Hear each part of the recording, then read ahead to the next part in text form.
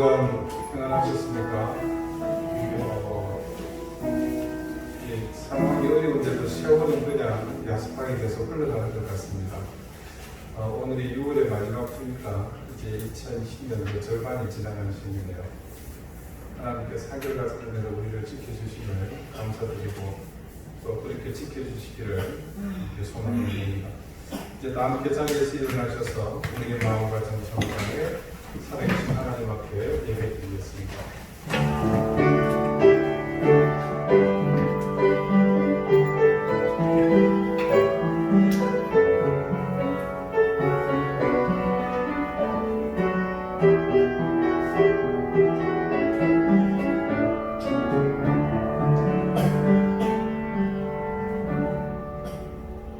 우리가 마음의 뿌림을 받아 악한 양심으로부터 벗어나고 몸은 맑은 물로 씻음을 받았으니 참마음과 온전한 믿음으로 하나님께 나아가자.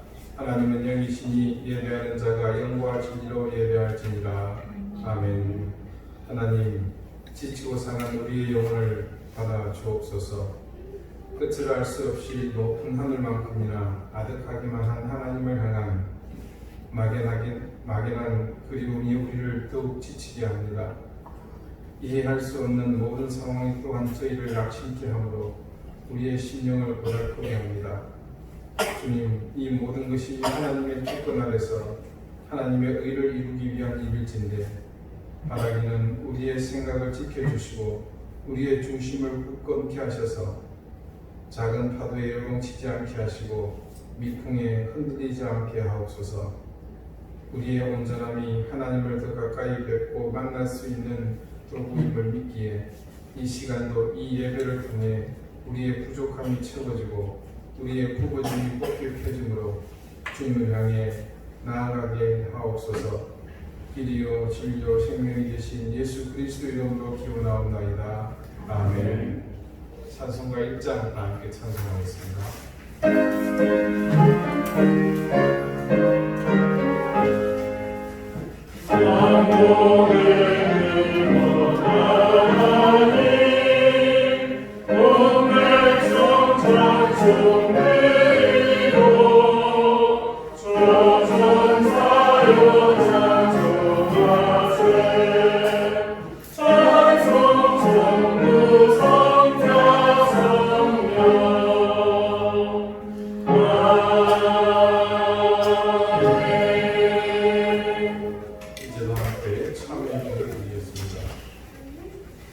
자비로우신 하나님, 저희가 죄를 지었습니다.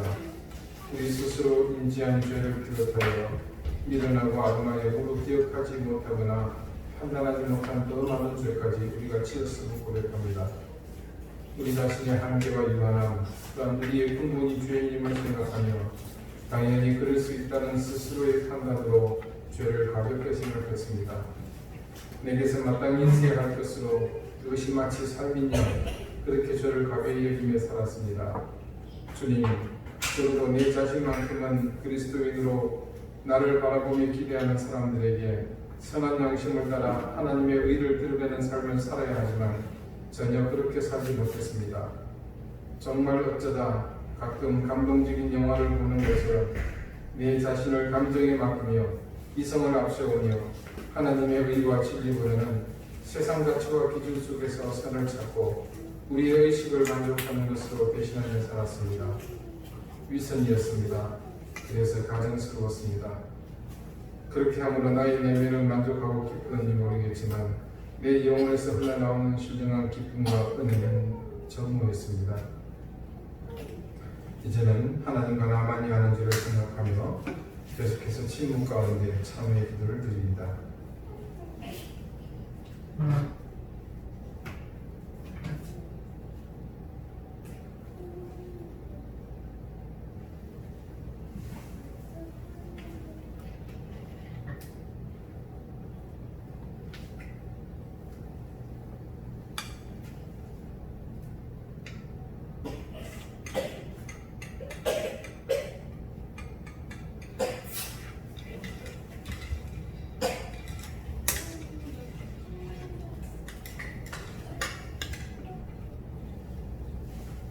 하나님께서는 자신이 부끄러운 죄를 솔직하게 고백하는 사람들에게 말씀하십니다. 하나님께서 이르시되 패역한 이스라엘아 돌아오라. 나의 노한 얼굴을 너희에게 향하지 아니하리라. 나는 긍휼이 있는 자라. 너를 한없이 품지 아니하느니라. 여호와의 말씀이니라. 아멘. 이제는 사도신경으로 우리의 신앙을 고백하오니 나는 전능하신 아버지 하나님 천지의 창조주를 믿습니다. 나는 그의 유일하신 아들 우리 주 예수 그리스도를 믿습니다. 그는 성령으로 인도되어 동정녀 마리아에게서 나시고 본디오 빌라도에게 고난을 받아 십자가에 못 박혀 죽으시고 장사된 지 사흘 만에 죽은 자 가운데서 다시 살아나셨으며 하늘에 오르시어 전능하신 아버지 하나님 우편에 앉아 계시다가 거기로부터 살아있는 자와 죽은 자를 심판하러 오십니다. 나는 성령을 믿으며 거룩한 공교회와 성도의 교제와 죄를 용서받는 것과 몸의 부활과 영생을 믿습니다. 아멘. 자리에 앉으시기 바랍니다. 이제 다 함께 성수를 계속하겠습니다. 성수는 교동문 1번 시편 1편입니다.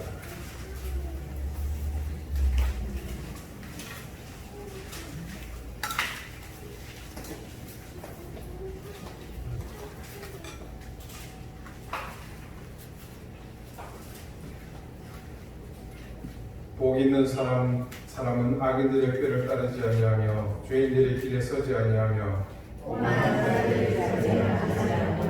오직 여호와의 율법을 즐거워하여 그 율법을 주야로 묵상하는 자로다. 그 잎사귀가 마르지 아니함 같으니 그가 하는 모든 일들이 다 형통하리로다. 악인들은 그렇지 아니하며 오직 바람에 나는 겨와 같도다. 그러므로 악인들이 심판에 견디지 못하며 죄인들이 의인들의 모임에 들지 못하리로다. 물론 의인들의 길은 여호와께서 인정하시나 악인들의 길은 망하리로다. 아멘. 죄송합니다. 성실을 보는 중에 잠깐 여기가 있었습니다. 함께 기도드리겠습니다. 우주 만물을 창조하시고 우리를 다스리며 섭리하시는 성부 하나님, 우리에게 죄의 사슬로부터 영원한 자유를 주시기 위해 무엇보다도 하나님의 자녀됨을 위해 스스로 십자가를 지시고 피 흘리심으로 우리에게 구원을 주신 성자 예수님, 그리고 오늘도 이 사실을 깨닫고 고백하게 함으로 우리가 하나님의 자녀됨을 예수 그리스도의 구원의 은총과 말씀을 깨닫게 하시는 성령님의 은혜를 이 시간에 찬양합니다. 삼위일체 하나님의 우리를 지키시고 도우시고 인도하심이 있기에 오늘 우리는 죄와 멸망의 사슬에서 벗어나 하나님의 자녀됨의 권세를 누리며 살 수 있음을 믿습니다. 아버지 하나님, 지금 세상은 온통 어수선하며 혼돈과 혼란 속에서 내팽개쳐져 있습니다. 우리의 삶에 대해도 위협받고 있으며 시시각각 많은 위협 속에서 우리는 깊은 터널 속을 지나가는 것처럼 짙은 안개 속에서 갈바를 알지 못하는 것처럼 그렇게 살아가고 있습니다. 하지만 하나님, 이런 오래되어 익숙해진 삶들에 저희가 길들여지지 않게 해주십시오. 우리는 이럴 때일수록 중심을 잃지 않고 말씀에 바로 서야 할 때임을 깨닫고 주님을 바라보며 주의 이름을 부르며 하나님의 법과 하나님의 도를 깨달아 앞으로 나아가는 하나님의 사람들이 될 수 있도록 인도해 주시옵소서. 오늘 이 예배가 또한 그런 자리가 되게 해 주시기를 구합니다. 우리의 역할과 우리의 삶의 자리를 회복하며 신실함을 되찾는 그런 자리가 되게 하옵소서. 여지껏 우리의 욕심을 채우기 위해 우리의 영혼의 갈급함을 채우기 위한 예배였다면 이제 그것을 넘어서서 아버지 하나님을 바라보며 찬양하며 우리의 사명을 깨닫고 우리의 나아갈 바를 깨닫는 그런 예배가 되도록 하나님 저희를 지켜주시기를 기도합니다. 주님, 세상은 온통 알 수 없는 힘에 의해서 휩쓸리며 갈 바를 모르는 하나님 풍랑에 당황하는 회와 같은 모습입니다. 주님, 이럴 때일수록 이 세상에 세워진 교회가 목적과 방향을 회복하며 그 교회들의 예배의 자리가 세상을 바로 세워나가는 그런 굳건한 하나님의 은혜의 반석이 될 수 있도록 도와주시기를 기도합니다. 지금껏 우리의 영광을 가져왔다면 이제 우리가 진리 앞에 온전히 서며 하나님의 의를 드러내는 그런 교회들로 이제는 세상에 휘둘리는 교회가 아니라 세상이 두려워하는 그런 진리의 수호성이 되게 해주시기를 기도합니다. 주님, 우리 광주교회가 그런 교회 되게 해주십시오.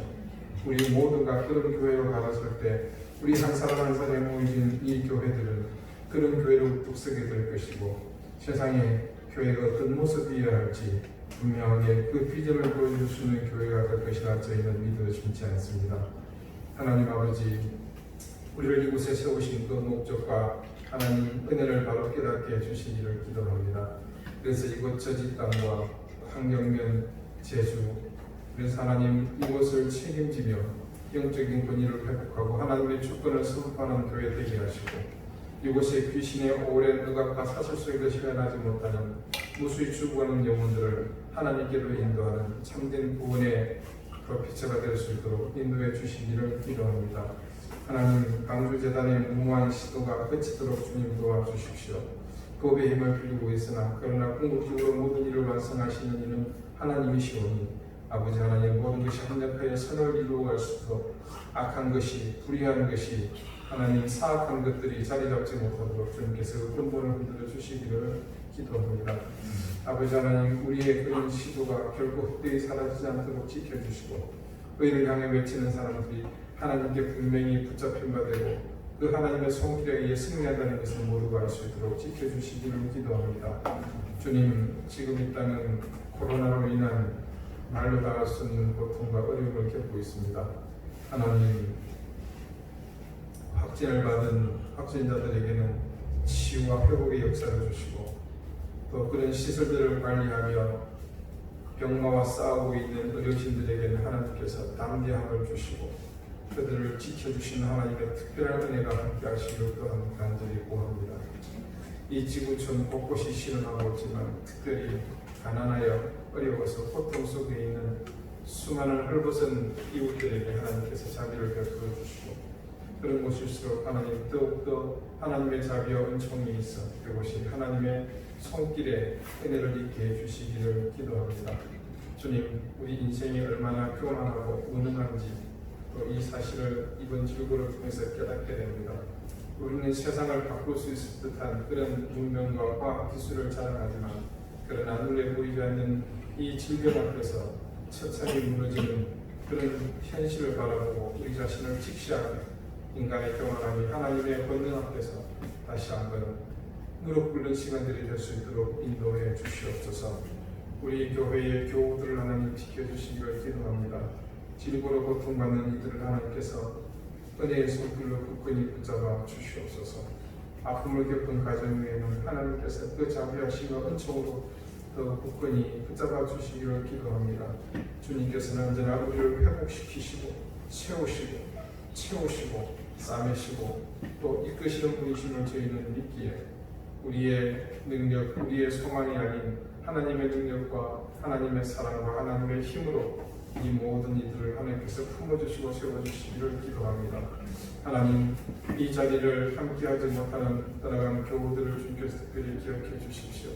하나님, 그들을 주님께서 불쌍히 여겨주시고 아버지 하나님, 인간의 생각과 판단으로 모든 것을 재단하는 것이 아니라 하나님의 뜻 앞에서 우리가 경험할 수 있도록 도와주시고 함께 나아가 속히 예배 자리가 회복되어지도록 주님께서 모든 이들을 만져주시고 위로해주시고 세워주시기를 주님 기도합니다.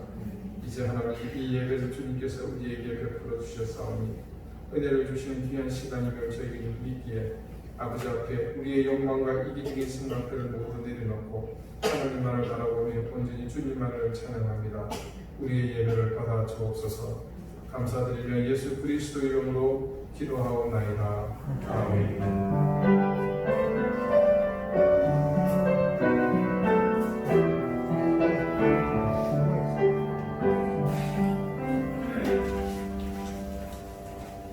찬송가 36장으로 함께 찬송하겠습니다.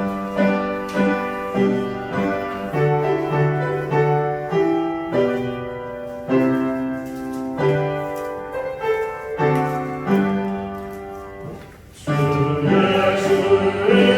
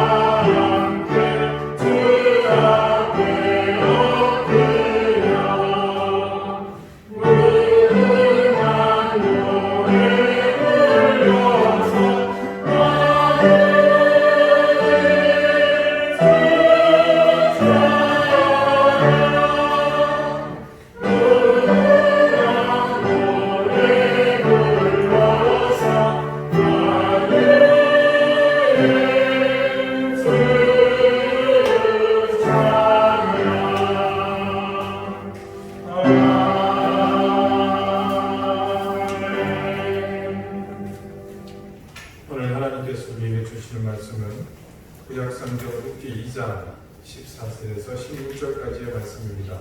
약 403쪽입니다.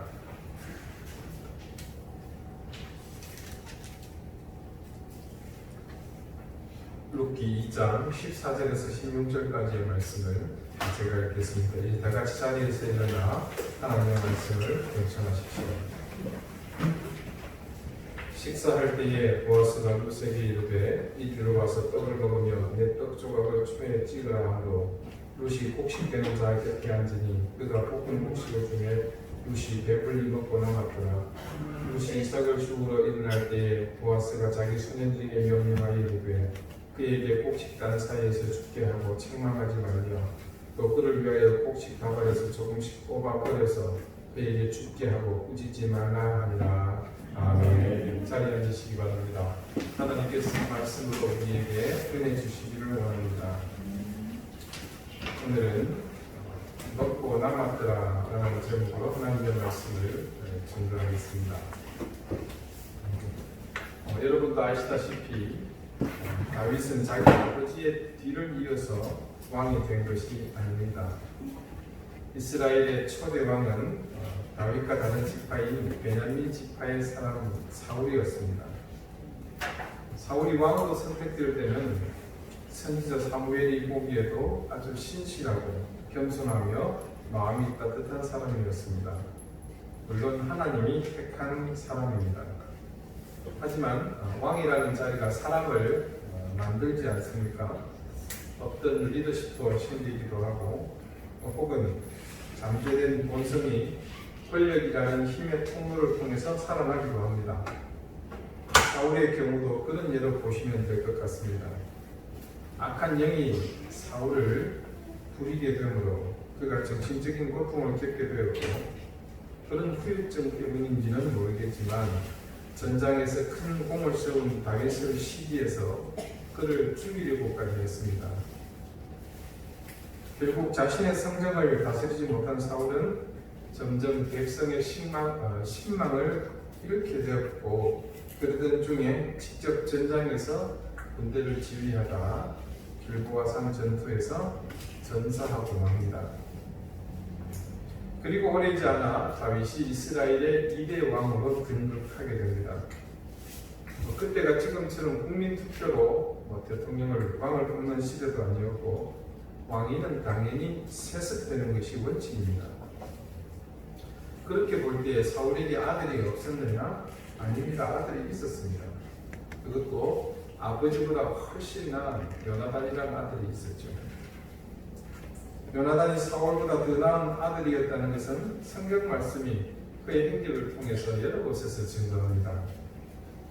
아버지 사울왕이 다윗을 시기해서 죽이려고 할 때 이 아들은 아버지의 명을 거역하고 아버지가 죽이려는 그 다윗을 자신의 생명을 걸고 보호해 줍니다. 심지어 아버지 사울의 목전에서 아버지를 속이면서까지 요나단은 다윗을 살려보내줍니다. 요나단이 아니었다면 실제로 다윗은 목숨을 보존하지 못했을 수도 있습니다. 다윗을 지극히 아끼고 사랑했던 요나단이 사실은 다윗을 지켜주었다고 봐야 합니다. 사울이 아들 요나단과 함께 전장에서 죽죠. 그런데 다윗이 이스라엘 왕으로 추대되었습니다. 하지만 한동안 이 패주의 추종 세력들은 여전히 잔존해 있습니다. 그 세력들과 다윗은 적잖이 피를 흘리며 한동안 대치를 해야 했고 결국 그 세력의 우두머리가 항복함으로써 내전을 이끌어갑니다. 그리고 얼마 있지 않아서 다윗은 사울 집안에 남겨진 사람들을 찾습니다. 그래서 다윗은 사울의 손자요 요나단의 아들인 느비보셋을 찾게 됩니다. 아버지와 아들을 한꺼번에 잃었습니다. 그런 어린 아이가 유모에 의해서 그 혼란 가운데서 구출되었습니다. 근데 유모가 이 아이를 안고 깊이 뛰다가 그만 이 아이를 떨어뜨리는 바람에 두 다리를 모두 상하게 됩니다. 그래서 느비보셋은 두 다리로 온전히 걷지 못하는 장애인이 되고 맙니다. 성경에는 다리를 절었다 이렇게 기록하고 있죠. 태주의 자손으로 그것도 장애를 입고 그 시대를 산다는 것은 정말로 상상할 수 없는 비참한 삶이었습니다. 더군다나 어느 누구도 기억조차 하지 않을 그런 존재로서 모두의 기억 속에 새까맣게 잊혀진 정말로 볼품없는 그런 존재입니다. 그런데 그런 무비보셋을 그 시대 최고의 권력을 가진 왕 다윗이 찾았습니다. 이유는 다른 것이 아니라 이 무비보셋의 아비요 다윗에게는 생명을 나는 절친한 친구였던 요나단을 다윗이 기억하고 있었기 때문입니다. 말씀 속에 나타난 무비보셋이 다윗을 처음 접견할 때의 모습은 너무나 비참한 모습이었습니다. 마치 죽은 죄인이 이제 판결을 내리려고 하는 재판장 앞에 서 있는 모습과 흡사합니다. 이미 어릴 때 다리를 다쳐 장애를 가지고 있기 때문에 왕 앞으로 제대로 걸어갈 수도 없었으며 행색 또한 초라하기 이를 데 없는 그가 다윗을 대면한다는 것이 얼마나 고역이었겠습니까? 더군다나 이스라엘 백성이라면 모두가 알고 있는 사실, 자신의 조부인 사울이 이 다윗을 시기에서 죽이려고 얼마나 집요하게 괴롭혔습니까? 그래서 무비보셋은 다윗을 알인하는 자리에서 스스로를 이끌어 죽은 개 같은 저를 돌아보시나이까 라고까지 하며 자신을 비천하게 그렇게 묘사했습니다. 하지만 다윗은 지금 다리에 장애가 있어서 제대로 걷지 못하는 비천한 신분, 자기 원수의 손자인 무비보셋을 본 것이 아닙니다. 그 무비보셋에게서 자신이 사랑했던 친구, 자기의 생명을 구하기 위해 요나단 자신의 생명까지 위협받는 그 상황에서도 주저하지 않고 다윗 자신을 위해 희생했던 그 고귀한 친구 요나단의 모습을 보았습니다. 그리고 다윗의 머리에 과거 자신에게 자비를 베푼 그 친구 요나단의 일들이 스쳐 지나갑니다. 비천한 목동 신분이었던 다윗에게 요나단의 사랑은 과분한 것이었습니다. 아시다시피 사울 왕에 이어서 이 요나단은 가만히 있어도 왕위에 오를 수 있었습니다. 심지어 다른 한편으로 생각해 보면 그냥 비천한 천민 출신이죠. 천민은 아니다고. 예. 그냥 일개 무명의 목공 자기가 흘러 죽여버리고 어느 누구도 뭐라고 하지 않습니다. 아마 요나단이 다윗을 죽였다면 그는 아버지 사울 왕에게 크게 치하를 받았을 것이고 그의 왕위는 더욱더 입지가 부끄러졌겠죠. 그런데도 왕자인 요나단은 다윗에게 아낌없이 화려한 왕실의 겉옷을 벗어주었고 군복을 내어주며 용사의 칼과 반역을 제대로 명중시킬 수 있는 그런 활을 주었습니다. 거기다가 말씀은요, 요나단이 자기 권세의 상징인 크리띠마저 풀어서 다윗에게 주었다고 증거합니다. 이 다윗에게 있어서 요나단이 어떤 친구였는지 우리는 충분히 상상할 수 있습니다. 그런데 그런 친구 요나단이 지금 살아서 자신의 아들 무비보셋의 현재의 모습을 본다면 얼마나 가슴이 아프겠습니까? 다윗은 지금 아비 요나단의 마음으로 비참한 얼굴로 서 있는 그 무비보셋을 바라보고 있는 겁니다. 그래서 다윗은 정말로 죽은 개 같은 모습으로 자신 앞에 엎어져 있는 이 무비보셋을 일으켜 세웁니다. 그리고 그는 무비보셋에게 청합니다. 사무엘하 7장 9절에 기록된 다윗의 초대의 말입니다. 너는 항상 내 상에서 떡을 먹을지니라. 다윗 왕의 이 진심 어린 그리고 애정과 사랑을 담은 초청에 무비보셋은 그 이후로 왕의 식탁에서 함께 먹고 마시는 놀라운 은혜를 입게 됩니다. 지금 이스라엘의 북부 갈릴리 호수 주변에서 가장 중심되는 도시는 티베리아스입니다. 이 이름은 성경에서 불리던 디베리아 바다라는 이 갈릴리 호수의 또 다른 이름이죠.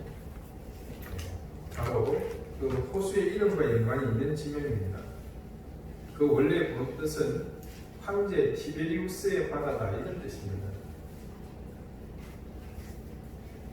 그래서 그 이름이 지금도 남아서 그곳을 티베리아스라고 부릅니다. 대개 성지순례를 가시게 되면 예외 없이 이 도시에서 호텔을 정하고 숙식을 하게 됩니다. 이 티베리아스에서 갈릴리 호숫가를 따라 길을 조금만 올라가게 되면 이 첫 커브에 있는 동네가 바로 귀신 들렸다가 예수님께 나음을 입은 막달라 마리아의 동네인 막달라입니다. 그리고 조금 지나면 바로 가브나움이 나옵니다. 이 가브나움에는 예수님과 관련된 유적지가 많이 있습니다. 우선 베드로의 장군과 살던 지프라고 추정되는 곳이 있고요. 또 그 인근에는 베드로 수익권 교회가 있습니다. 이 수익권이라는 게 이 숫자는 빼어날 숫자고 위는 이제 위상할 때가 있잖아요. 그래서 베드로에게 최고의 위상, 자 카톨릭의 말을 빌리자면 교황의 권위를 부여하셨다는 뜻을 기념하는 교회입니다. 실제로 교황을 하라고 말씀하신 적은 없는 것 같고요. 자, 여러분 기억해 보십시다. 예수님께서 부활하신 후에 베드로와 제자들을 찾아서 갈릴리 호수로 오셨죠. 그리고 호숫가에서 밤새도록 고기잡이 하는 그들을 위해서 아침밥을 준비하신 사건 기억하실 겁니다. 그때 제자들을 만났고 예수님께서 베드로를 따로 부르셨죠. 네가 나를 사랑하느냐? 세 번을 묻지 않습니까? 바로 그게 장소입니다. 자, 그 교회에 가보면 예수님이 제자들에게 아침상을 차렸다고 전해지는 바위가 강대상 대신 중간에 자리하고 있습니다. 여기 바위가 있는 건데 교회는. 그리고 그 바깥은 바로 갈릴리 호수가 이어져 있습니다. 자, 그리고 또 하나 교회가 있는데 바로 직선으로 뭐 지책입니다. 오병이어 기념교회입니다. 오병이어를 베풀었다고 하는 그 장소 한가운데 교회를 지어놓습니다. 이게 교회를 지은 게 아니고 사실은 자기 교회로 메꾸라고 이렇게 덮어놓은 거라고 보시면 됩니다. 원천이라는 교회입니다. 성대수련 아니라 교회 수련입니다. 자, 우리 교회들도 저랑 같이 한번 가실 기회가 있겠습니다만 그때 한번 보시면 제가 여러분을 좀 바르게 안내를 해야 될 필요가 있겠더라고요. 자, 여러분 그 오병이어의 사건이 이거는 내 복음서가 모두 기록하고 있는 몇 안 되는 아주 상징적인 예수님의 기적 사건입니다. 예수님의 말씀을 듣기 위해 수많은 군중이 모여들었습니다. 자, 그 가버나움 인근은 예수님께서 생전에 자주 그렇게 말씀을 증가하신 그런 장소로 추정이 됩니다. 왜 그러냐면요, 아까 그 큰 도시였던 티베리아스에서 갈릴리 호수 이 주변을 길을 따라서 쭉 올라오면 아까 막달라를 만난다고 했죠. 그 막달라 조금 지나면 가브나움을 이르기 전에 세 갈래 길이 나옵니다. 직진을 쭉 하면 그냥 호수 따라 도는 거예요. 그래서 갈릴리 호수가 있으면 여기 티베리아스고 여기가 막달라고 가브나움 쪽에 쭉 이렇게 도는 거예요. 그래서 이쪽 오면 길이 세 가지가 나는데 직진을 하게 되면 호수를 따라 이렇게 한 바퀴 도는 길이고요. 왼쪽으로 길이 약간 이제 비탈지어서 사도를 이렇게 지그재그로 올라가는 길입니다. 이렇게 해서 올라가게 되면 이스라엘 북쪽으로 가게 되죠. 그래서 단으로 이렇게 되고 또 흑노산에 이렇게 되고 또 이쪽으로 나가면 나사렛으로 연결되는 거기로 나가게 됩니다. 그런데 그 비탈길을 조금만 올라가면 교회가 또 하나 나와요. 여기는 팔복교회입니다. 예수님께서 소위 산상수훈을 말씀하시는 곳입니다. 그러니까 그 인근이 전부 다가 친척에 예수님께서 말씀을 증가하시는 그런 것으로 보면 되겠습니다. 아무튼 수많은 군중이 모였는데 예수님께서 한참 말씀을 이렇게 가르치시고 시간이 지나 앞때가 되었는데 사람들이 끔찍하지 않습니다. 얼마나 은혜로웠으면 사람들이 밥 먹는 것조차 잊어버리고 앉아 있었겠습니까? 그러나 사실은 그 시절, 그 시대의 그 현장의 사실은 진실은 다릅니다. 그들에게는 실상 지금 움직일 다른 이유가 없었습니다. 예수님의 말씀이 너무 은혜로워서 그런 이유도 있겠지만 그곳에 모이던 이들에게 밥때라는 시간은 별다른 의미가 없는 시간이기 때문입니다. 자, 70 이상 되신 어른들은 잘 기억하실 겁니다. 우리가 삼시세끼 밥 따뜻하게 먹기 시작한 지가 얼마나 됐습니까? 네, 불과 반세기도 안 됐습니다. 오죽했으면 가장 많이 사용했던 인사가 뭐였죠? 밥 먹었습니까? 식사하셨습니까? 진지 드셨습니까? 아침 자셨습니까? 지금도 아마 습관처럼 나오죠. 저도 자주 그런 인사 받습니다. 아이고, 목사님 식사는 하셨습니까? 그래서 그런 사정을 잘 아시는 주님께서 제자들에게, 이 사람들에게 먹을 것을 주라고 하십니다. 예수님의 대책 없는 이 답답한 지시에 여기저기 제자들이 출출거립니다. 그 당시에 도시락 배달업소가 있는 것도 아니고 밥차가 있는 것도 아니고 설령 식당이 있다고 한들 그곳에 모인 사람의 숫자가 식당에 감당할 만한 그런 숫자가 아니죠. 하지만 상황은 금방 해결됩니다. 이름을 을라이가 가져온 물고기 2마리와 볼떡 5조각으로 예수님께서는 기적을 베푸시고 그곳에 모인 모든 군중들을 다 먹이십니다. 그때 먹은 사람의 숫자가 5,000명이다. 그건 남자만 해서 그런 것이다. 어린아이, 여자, 노인까지 다 합치면 20명이 넘는다. 어쩐다. 다들 숫자 가지고 요란을 떱니다만 그건 별로 중요한 것 같지는 않습니다. 모두가 배불리 먹었다고 성경 말씀은 우리에게 증거합니다. 그리고 심지어 먹고 남은 음식물 쓰레기가 꽤 많았다고 하죠. 그래서 어떤 의미로 보자면 배불리 먹었다라는 말보다는 배 터지게 먹었다라는 말이 더 현실감이 있는 것 같습니다. 여러분, 이게요, 그 시절 매일매일이 먹는 것 때문에 씨름하던 시절 아닙니까? 여러분, 이스라엘 가보시면 우리가 상황이 참 틀립니다. 도대체 여기서 뭘 먹고 사는가라는 생각이 그냥 눈에 보이십니다. 자, 그러던 시절인데 얼마나 배불리 먹었으면 음식이 남았다고 전해졌겠습니까?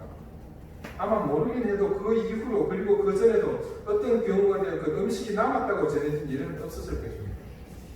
저도 생생하게 기억합니다. 설이고 추석이고 명절이 지나고 나면요, 그때 한해했던 음식들이 사라지는 게 아닙니다. 여기저기 구석구석 다 보관이 되어 있어요. 곰팡이가 필요하면 곰팡이 걷어내고, 그리고 아침 저녁 찌개에 보면 꼭 그것들이 하나씩 들어가서 나옵니다. 설에 먹었던 전, 나중에 찜질 때 쪄서 나오는 거 보면 그때 먹었던 떡입니다. 얼마만큼 풍족하게 먹었는지를 감정하고 있는 것이죠. 예수님이 이 일을 행하실 때, 이 기적을 베푸실 때 이유가 있었습니다. 굶기를 밥 먹듯 하던 그 시대에 누군가 굶는다는 것이 사실은 대수로운 일은 아니었습니다. 그렇습니다만은 어떤 복음서는 주님께서 이 오병이어의 기적을 베푸신 이유를 기록하고 있습니다. 먼저 마태복음 14장 14절입니다. 예수께서 나오사 큰 무리를 보시고 불쌍히 여기사. 다음은 마가복음 6장 34절 말씀입니다. 예수께서 나오사 큰 무리를 보시고 그 목자 없는 양 같음으로 인하여 불쌍히 여기사.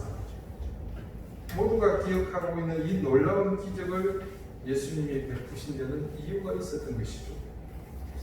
예수님의 말씀을 듣기 위해 모인 그 무리가 모두 먹지 못하고 배고파하는 것을 예수님께서 불쌍히 보신, 즉 긍휼히 여기시는 그 예수님의 마음이 있었기 때문입니다. 이 기적의 사건에서 그날 함께 먹은 사람의 숫자가 5,000명이냐 5만 명이냐가 중요한 것이 아닙니다. 먹고 남은 것을 얼마를 수고했는지 그것도 중요하지 않습니다. 겉으로 드러난 어마어마한 이 기적의 현상 때문에 자칫 가려질 뻔했던 바로 예수님의 이 마음을 이 기적의 사건을 통해서 우리는 보아야 합니다.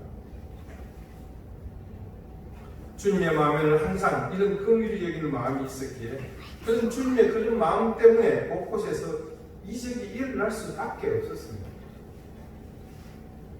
평생을 저주받은 모습으로 살아왔던 불구의 몸을 고쳐주실 때도 주님은 그들을 불쌍히 여기시며 긍휼히 여기시는 마음이 있었기 때문에 기적을 베푸셨습니다.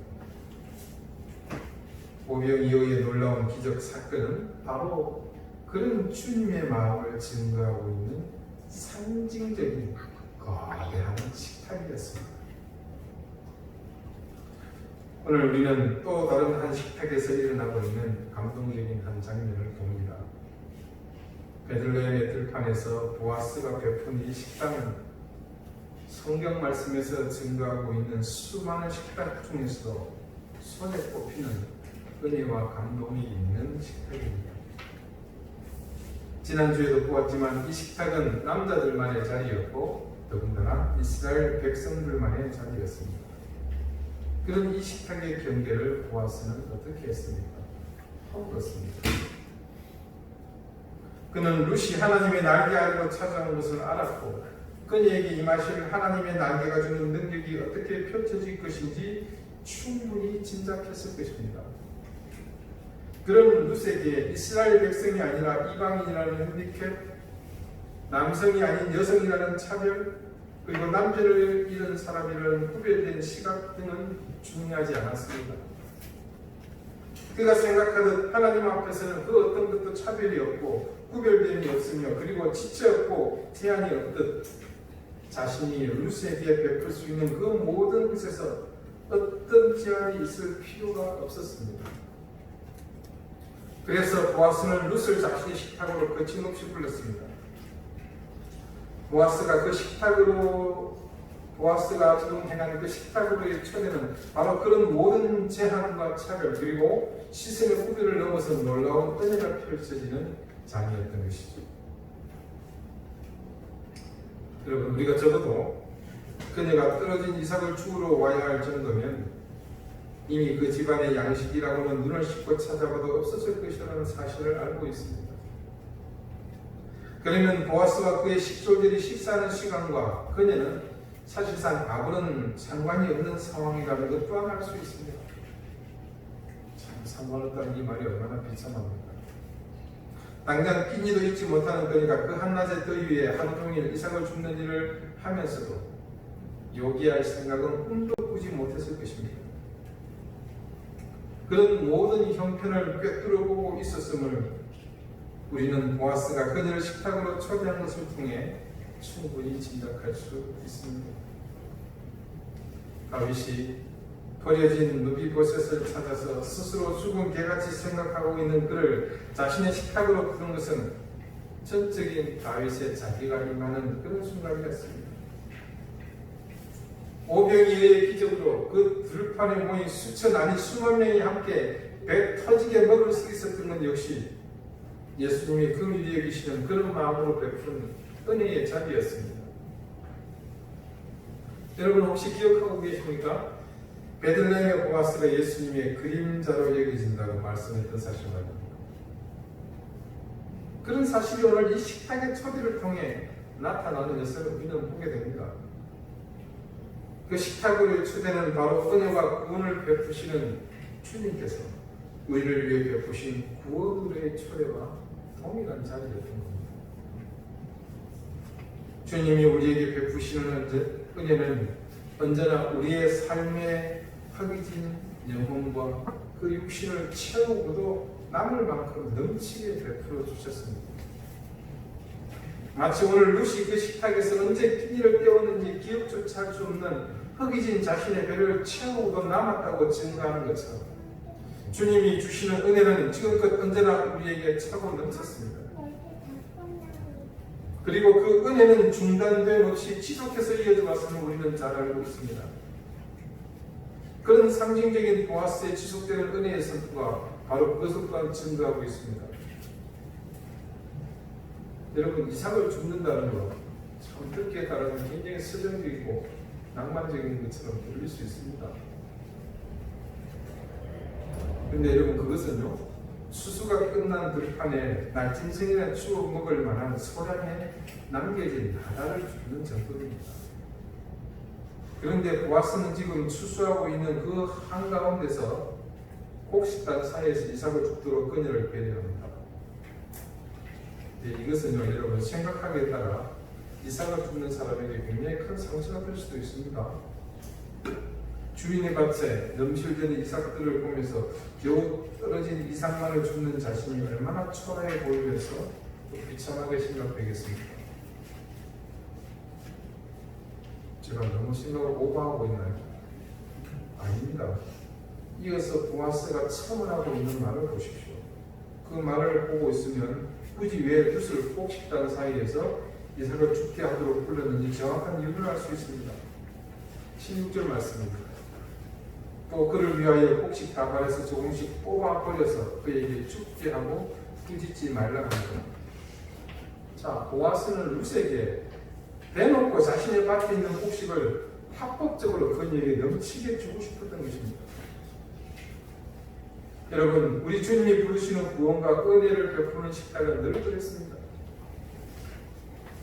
다윗이 무비보셋에게 감당할 수 없는 은혜를 통해서 죽은 개같은 버려진 아들을 왕의 식탁에서 먹게 할 것처럼 죽은 개같은 우리를 하나님의 자녀된 자리, 주님의 그 생명의 양식을 먹는 식탁으로 불러주심은 언제나 우리에게 사실은 과분한 것이었습니다.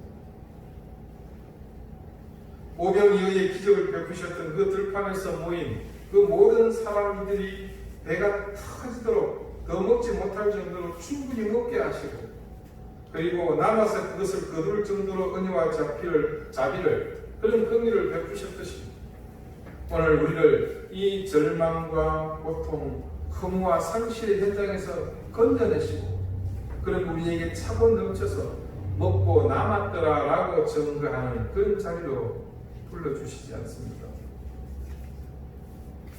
오늘 룻을 향해 보아스가 베푸는 식탁과 더불어 자신의 밭에서 베푸는 이 모든 행위는 바로 주님께서 우리 인생에게 주시는 은혜를 상징하고 있음을 여러분에게 저는 이 말씀드립니다.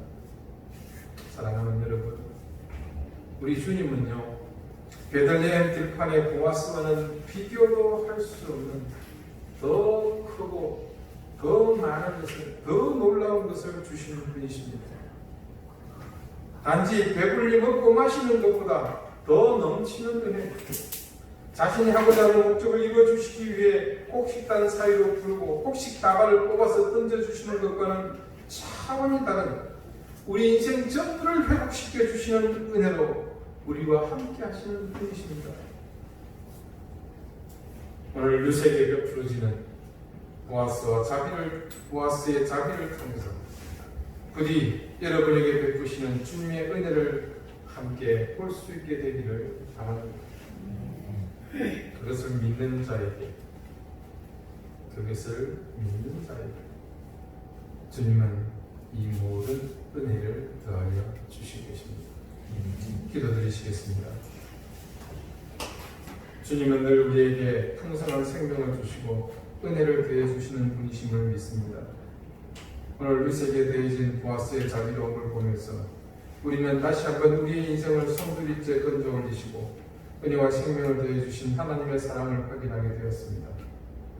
우리의 삶이 비록 고통스럽고 내일에 대한 불안감으로 하루하루가 고난의 연속이지만 주님은 우리의 모든 형편을 알고 계시며 그리고 이 고난으로부터 우리를 건져 올리시는 분이심을 믿기에 오늘 룻에게 더해진 은혜를 바라보며 우리 또한 하나님의 인도하심을 의지합니다.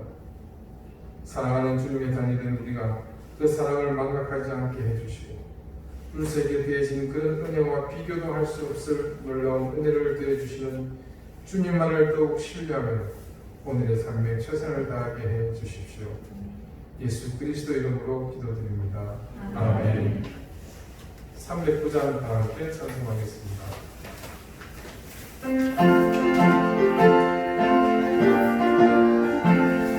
Oh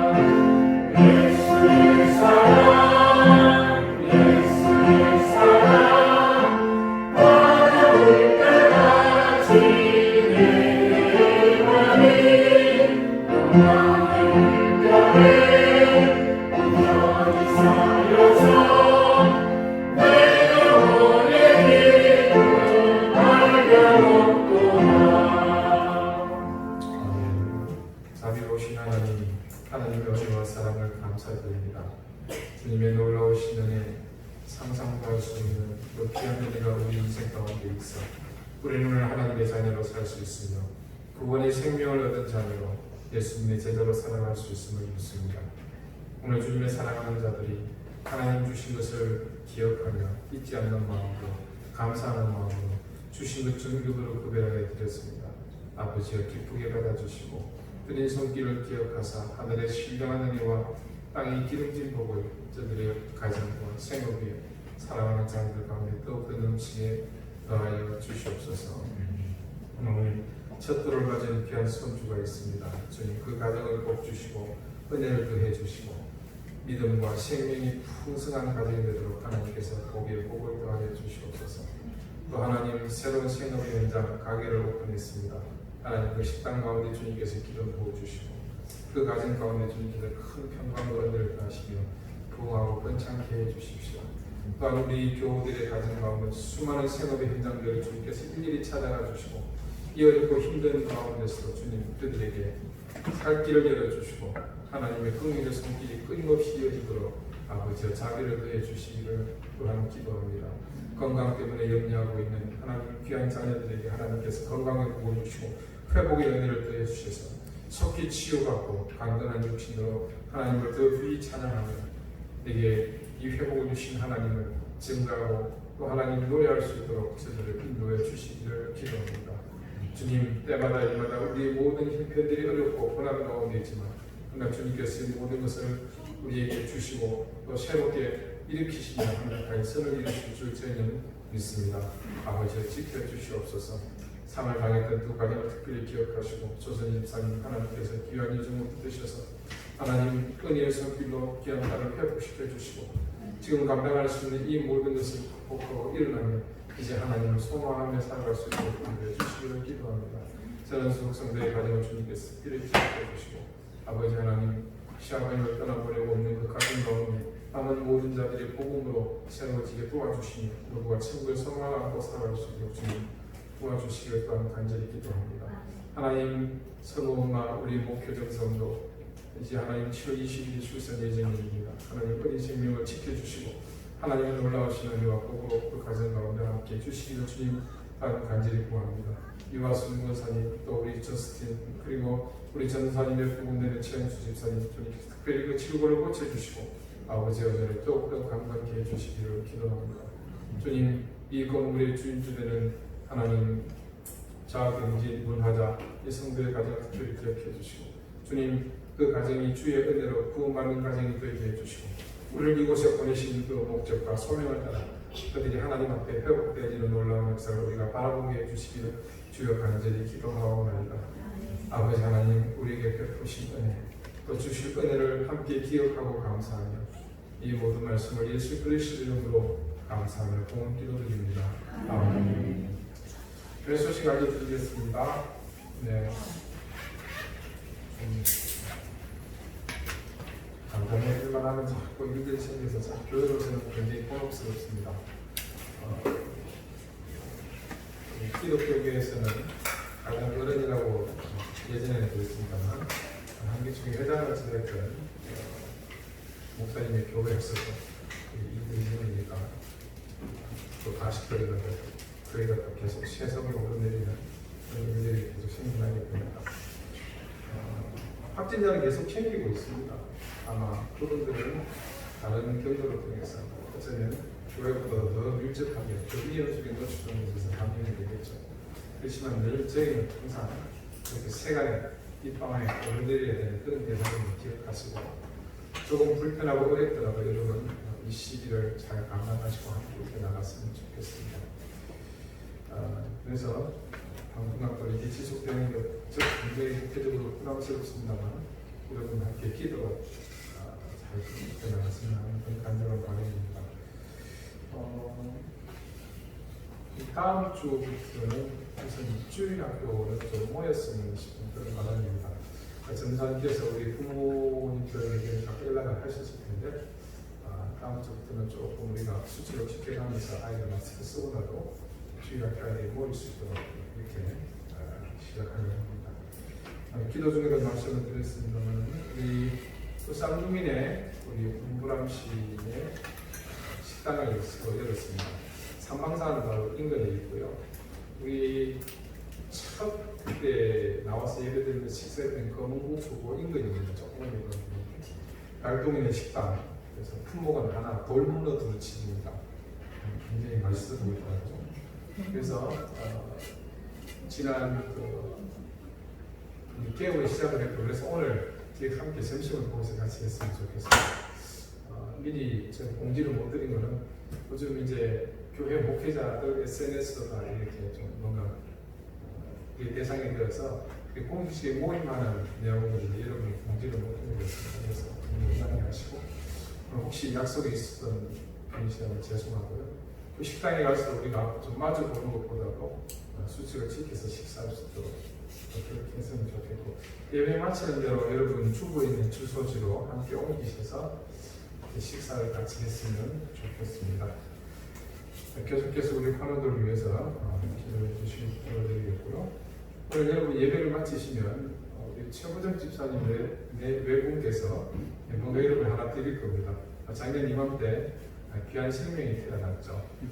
우리 최고정 집사님 손주 우리 하은이가 태어난 날이 지난 월요일이었죠. 그래서 오늘 주일에 감사하고 돌떡을 준비해 오셨습니다. 네, 그래서 아주 정성스럽게 예쁘게 포장을 해 오셨어요. 경사가 계속 있는데 우리 또 은혜 합격해서 그때 또 맛있게 먹었는데 오늘 또 이렇게 돌떡 함께 받아서 같이 나누셨으면 좋겠습니다. 하나님께서 어려운 과정에서도 우리 교우들의 가정을 지켜주시고 또 자녀들을 지켜주시고 생업의 현장에 하나님께서 우리의 손길을 계속해서 들어주실 것을 기대합니다. 우리 다 같이 자리에서 일어나셔서 앞에 계신 분과 마지막에 인사를 나누시겠습니다.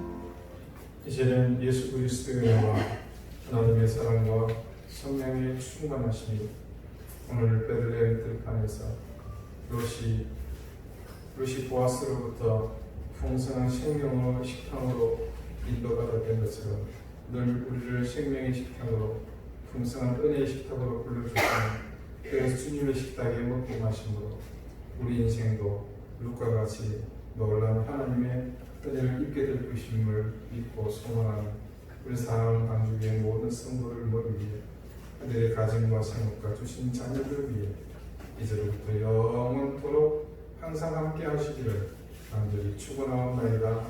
아멘.